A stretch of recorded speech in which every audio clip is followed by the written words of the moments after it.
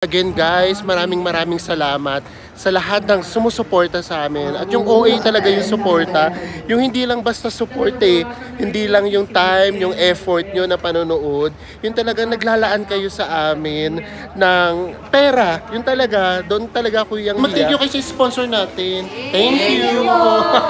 Hi Ate Malu! Thank you po sa may pang Starbucks. So i-share po namin sa kanila. Kamusta yung inyong Starbucks experience? Sulit. Sulit. Ayan na naman. Hindi na mauulit. Isa pa, kamusta ang inyong... Isa pa, kamusta ang inyong Starbucks experience? Sulit! Ay, mag-thank you kay Miss Irene! Thank you! I just want us to go, drop everything and just go. Hello everyone! Hi guys! Another day here in Baguio. Charot! Akala mo naman, tagal sa Baguio. So this is officially our first day here in Baguio. So ngayon, as promised to them, naghahanap kami ng samgyupsal kung saan meron. Nandito tayo sa may Session Road. So mamayang gabi babalik tayo rito sa may Session Road kasi meron ditong mga night markets, ganyan. So mas maganda rito sa gabi. So syempre babalik tayo. So ngayon kakain lang muna tayo kasi 3 PM na hindi pa kami kumakain. So ayan sila, dyan lang sila sa likuran natin. So alam nyo naman na itong samgyupsal namin ay sponsored. So maraming salamat po ulit sa may nag-sponsor. So napasaya nyo po kami.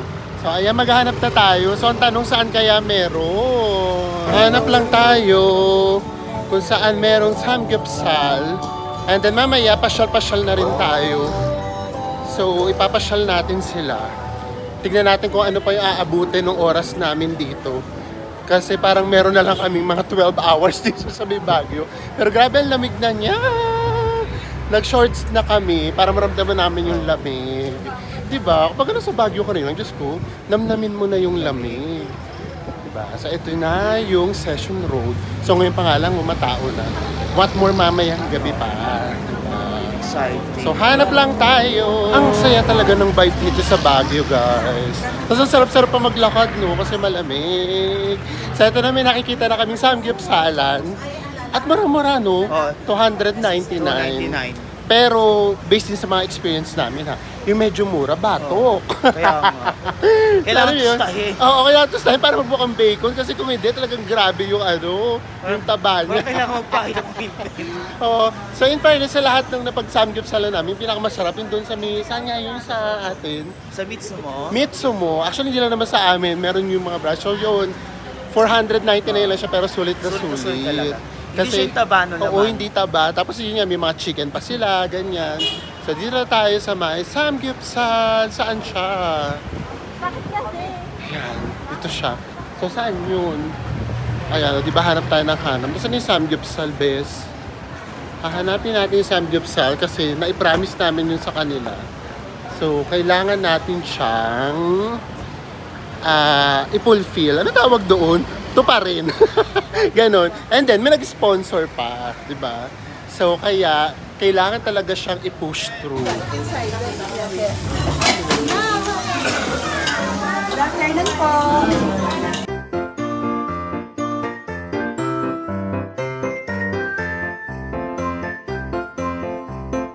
So yan, nandito na tayo. Uy, mag-thank you kay sa sponsor natin. Thank you!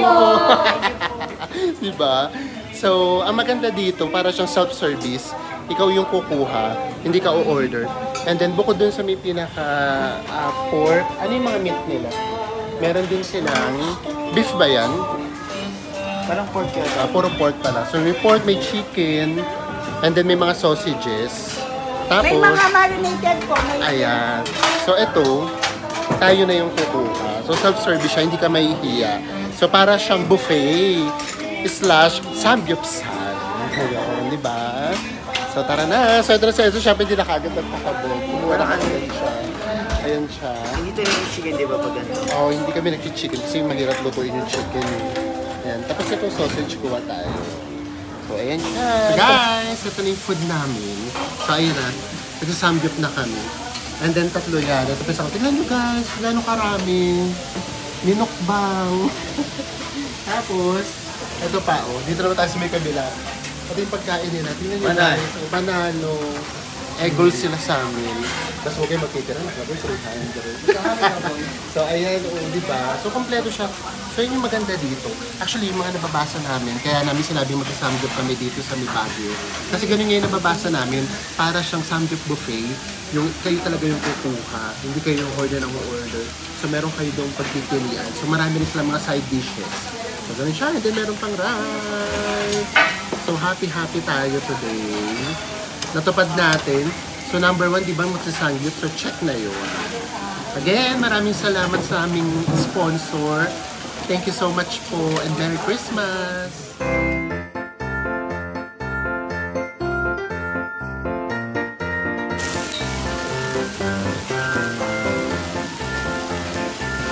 Guys, second batch na natin. So, wala mo nang pansinan kasi lahat gutom. And then, guys, ito alam nyo, kapag yung chopstick natin, ang tawag dito? Wooden. Mas marunong ako, guys. Ang mahirap talaga yung stainless. Kasi madulas. Pero kapag nga mga wooden, kaya natin. Guys, tapos na kami magsangyupsal. So, ayan, ang dami ng tao, guys. Ano oras na? 4 o'clock. So, ayan, lalo na mamaya kapag golden hour na. Diba? Ang daming tao, guys. Oh! So, ayan. So, nakakatawa. Kasi naman Ang dami kasi nilang kumuha. Kailangan nilang ubusin. Kasi may charge chinecheck ni Kuya. Chinecheck talaga. So, ayan, kailangan tuloy nilang ubusin. Diyos ko. Mga nabonda. Oo, hindi na doon sila kakain ulit. Grabe kasi, parang buffet na pwede lang bumalik. Ang dami pa rin nila kinuha. Di hirap na hirap sila kung paano uubusin. Guys, from Samgyupsal kanina, ngayon naman, mag-Starbucks naman tayo kasi first time din daw nila. Si Chacha daw, nakapag-Starbucks na. Ilang taon na, Cha? 2017 pa. Tapos the rest, first time daw nila mag-Starbucks. So, di ba? First time nag-Baguio. Tapos ngayon naman, first time mag-Starbucks. Di ba? Ang sarap kaya nung ganun, di ba? Yes! Ang sarap nung ganun yung first time, di ba? Hindi nila yung makakalimutan. So, tara na! And ito naman, ayun guys, Spider-Man. bago tayo pumunta ng Starbucks, Hi, ito muna si Spidey! Spider-Man. Hi! So, ayan, ito nga pala yan. Noon nga pala September pa lang, meron sa aming supporters na gustong magpadala para daw pang Starbucks namin na yun. So, tapos hindi ko talaga siya tinatanggap. Hanggang sa parang na-off na daw siya kasi tinatanggihan namin. Sabi ko, sige ganito na lang po. Kung serious po kayo, mga December nyo na lang po ipadala para pamasko na, para hindi masyadong nakakahiya. Tapos nagulat ako, December 1 talaga. Nag-message talaga siya na hindi niya pa daw nakakalimutan yung offer niya. So ayun, so nagpadala siya ng pang Starbucks namin na Enzo. And din yung pinadala niya, sobra guys, sobra na naman. So nahihiya kami. So ayun, so naisip namin na ngayon, yung sobra dun sa may pang Starbucks na yun, kasi hindi siya pang 2 katao yung pinadala. So i-share din namin sa may kanila. So pangalanan na nga natin, general naman yung pangalan niya, hindi naman Si Ate Malu. Hi Ate Malu, thank you po sa may Thank you pang so much, Ate Starbucks. Malu. So i-share po namin sa kanila. And then di ba, first Starbucks nila, dito pa sa may Baguio. So, dito na tayo sa loob ng Starbucks. Pero ang daming tao. Ayo guys, dito tayo sa Starbucks. Nakabilog kami guys. Sa birthday boy Manila. Oo, para kaming mag-prayer meeting. Or para kaming magtotong eats. Diba? Nakaikot talaga kami guys. Oo. Diba? Feel namin. O tara na, orderin nyo. So, sino yung first time? Lahat? Sila. Si Chacha. Second time. Ano yung order mo, Cha? Alam mo na. Okay lang yun kasi kami din. Guys, alam niyo ba, nung first time ko din mag-Starbucks. Sino yung Danish? Hindi, yung first time ko nag-Starbucks, kasama ko yung boss ko. Hot coffee. Hot coffee in order ko kasi iba hindi ko alam. So, ganun talaga. So, di ba? Tapos yung first Starbucks ko naalala ko, hindi ko alam kung paano basahin yung mga something. Pastries. Oo, lalo na yung mga, yung tawag dun? Yung mga bread. Mga pastries, ganyan. So, okay lang yun. Kaya, feel ko kayo, huwag kayong mag-aalala. Guys, ito yung Starbucks dito sa may Baguio, dito sa may session ko. Sila order na sila. Oo. So, ito, diba? Maliit lang siya. pero mahaba. Mahaba siya. So, ayan siya. Dito kayo order. And then, ito yung nakakatawa doon. Lalabas kayo dito, meron uli dito. So, ito siya. Paglabas nyo dito, meron siya dito. Open air siya. Ay, hindi naman open air. Semi-open air. Tapos, ayun, pwede ulit dun sa may loob ulit. Ayun sila. Naghihintay sila doon. So, ganyan kalaki yung Starbucks dito. So, we are so excited kasi nga, ito yung first time nila. So, yun. Basta iba talaga sa feeling, di ba? Yung first time nila, tapos na-experience nila yung nakasama ka. Kasi ako, for example, naku, ano ba yan? Ma-shoutout ko yung dati kong boss. Si Sir Jeff. Hi, Sir Jeff! So, ang dami kong first time na-experience dahil sa may work ko sa kanila. And then dahil sa friendship namin. So for example, first time ko rin nakarating ng Baguio dahil kay Sir Jeff.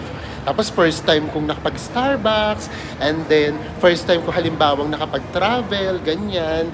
So ayun siya. So in return, diba ngayon na medyo pwede naman or kaya naman namin. So maganda rin na i-share din namin yun sa mga employees namin para, you know, para mas di ba gano'n yung kapag ka na-experience yung ganitong bagay, di ba mas lalo yung sisipagan kasi magkakaroon na kayo ng something na ay gusto ko siyang ma-experience na lagi. So ayun, kasi ako gano'n, nung naranasan ko halimbawang mag-travel o tapos makapag-Starbucks, ganyan. So mas lalo kong sinipagan na ay dapat sipagan ko para mas madalas ako makapag-Starbucks or mas madalas akong makapag-travel. So gano'n. So ginagawa natin to para ma-inspired sila lalo na mag-work hard para next time, kaya na nila, nakasama na nila, family nila, di ba? So, balikan na natin sa Enzo, puro dal-dal ko. Order na tayo, guys. Gamitin na rin natin opportunity kasi meron kaming card para magka-tumbler kami. So, dapat ba ilang? 19. O, so ngayon, 8 kami. So, di ba, 8 ka agad din. So, kasi per drink yun. Per drink siya, di ba? Isa siya. So, ayan. Ang cute ng Starbucks dito, guys, in fairness.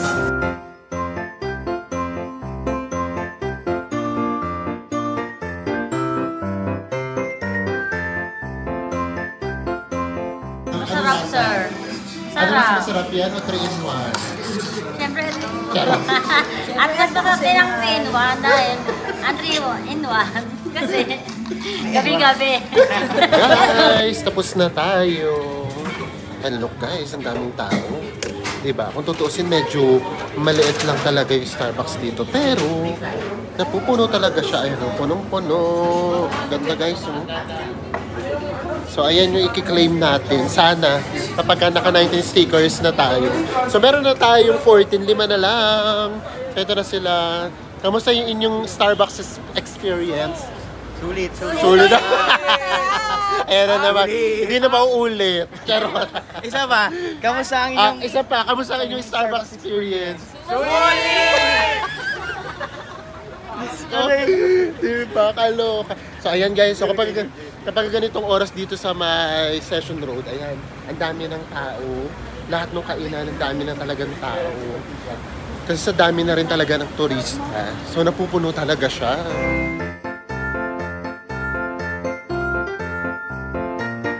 So guys, for our last leg dito sa ating food trip dito sa may Baguio na inisponsora ng ating mga loyal supporters. So ito naman, ang kwenta naman nito, sabihin ko na rin yung pangalan mo kasi hindi naman nga napaka-common naman mo. Nayaan mo na. So si Miss Irene naman, so sabi niya magpapadala daw siya sa amin ng pang-merienda. And then, ang tagal namin nagano kasi nahihiyan talaga kami guys. And then pinaalala ko pa, sabi ko, o basta po pang merienda lang ha, wag po kayong lalagpas doon. So, syempre na-expect namin pang merienda, mga 1,000, ganyan. So guys, kaloka naman yung pinadala na naman. So, ang laki na naman ng pinadala. So, ito yon. So, ito yung gagawin namin yan. Naghahanap kami ng resto bar. Yes. Para, kasi hindi naman kami lahat umiinom. So, para habang kumakain, merong live band. Yep. Pero guys, ito nga pala ha. Ganito rin sa may Baguio. Magugulat ka na lang. Magugulat ka na, meron din ditong bundok ng basura. So ayan, with that, thank you so much, Miss Irene. Thank you so much. Thank you kay Miss Irene. Thank you! So thank you so much po. Merry Christmas, Miss Irene.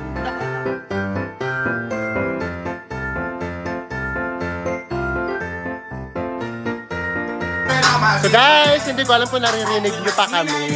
At hindi ko alam kung may papalabas namin to na hindi kami ma-copyright. So nandito kami sa may recess, resto bar and cafe. Papakita namin sa inyo yung mga in-order namin mamaya. So guys, in-order na yung food namin. So nakakatuwa yung service nila guys. So hindi siya nasa plato, para siyang nasa may chopping board. Birthday to you. Hey! Happy birthday to you. Happy birthday!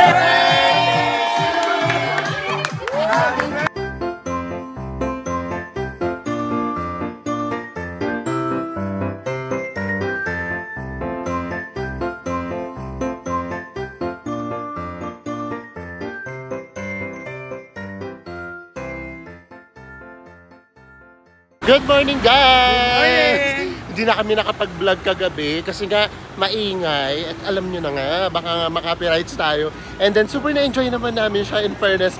So yung mga in-order nga pala namin, umorder kami ng 2 crispy pata, tapos 2 ano nga yun, sizzling hotdog at saka sizzling seafood. And then birthday din kasi nung kapatid ni Enzo ngayon.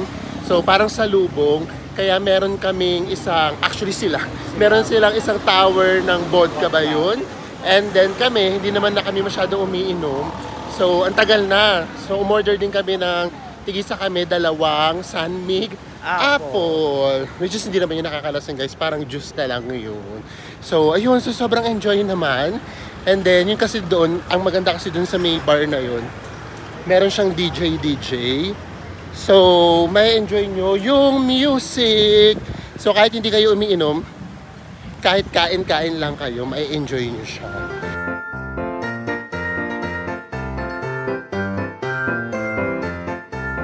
Nandito na kami sa may Baguio Cathedral. So, ayun na nga again guys, maraming salamat sa lahat ng sumusuporta sa amin. At yung OA talaga yung suporta. Yung hindi lang basta support hindi lang yung time, yung effort nyo na panonood. Yung talagang naglalaan kayo sa amin ng pera. Yung talaga, doon talaga ako yung hiya. Kasi syempre parang nahihiya ako na pinaghirapan nyo yung pera, ganyan. Tapos, isinishare nyo siya sa amin. So maraming salamat po. Na-appreciate po namin kayo. So hindi na nga po namin alam kung paano namin siya i-give back sa inyo. Kaya as much as possible, talagang minimake sure namin na kahit paano makakapag-upload kami ng video. Kasi kung sinasabi nyo yung nakakapagpasaya sa inyo, so sa ganung paraan man lang nakakapagpasalamat kami. And ganun na nga, dahil sa overflowing yung blessings na natatanggap namin, nagkakaroon tuloy din kami ng blessings na kaya naming i-share sa ibang tao, lalo na sa mga employees namin na sa totoo lang naman, sila din naman yung katuwang namin sa may negosyo. So ganun talaga, minsan may mawawala, meron namang nag-i-stay, meron nawawala, tapos bumabalik. Ganun talaga, kasi kami guys, lagi namin sa kanila sinasabi, kung meron sila mahanap na mas magandang opportunity, walang problema sa amin. Kami yung magiging unang pinakamasaya, basta mas magiging maganda yung magiging work nila, mas magiging malaki yung sahod nila, mas magiging masaya sila doon sa may work na pupuntahan nila. Kami pa yung nagsasabi na iyahatid pa namin sila. So ganun talaga. So kaya grabe din yung gratitude namin doon sa mga nag-i-stay. Kaya as much as possible pinaparamdam din namin sa kanila kung gaano kami ka-grateful na nandito sila sa amin. Kaya kung sino yung naaabutan halimbawa ng Christmas, so binubuhos talaga namin sa kanila. Kasi sila yung nag-stay. Ganun naman talaga, di ba? Bakit natin uubusin yung panahon natin sa mga nawala sa atin? So mag-focus tayo dun sa mga taong nag-i-stay sa atin. So again, sa lahat po na nag-sponsor nitong Baguio namin, lahat ng kinain namin sponsored yun. Maraming salamat po. And sana po hindi po kayo magsawang sumuporta sa amin. Kayo pong nandyan, wag na po kayong mag-abala. Hindi nyo po kailangan magpadala ng kahit ano. Manood lang po kayo. Kahit na hindi na po tayo madagdagan, yun yung lagi ko sa inyong sinasabi. Basta ang importante, hindi kayo mabawasan at mag-stick kayo sa amin sa lahat ng journey pa na gagawin namin ni Enzo. So again, mula kay Enzo at sa amin dito sa may Team Bacod, maraming salamat po at magkita-kita pa din tayo sa mga susunod pa nating travel vlogs. Bye everyone!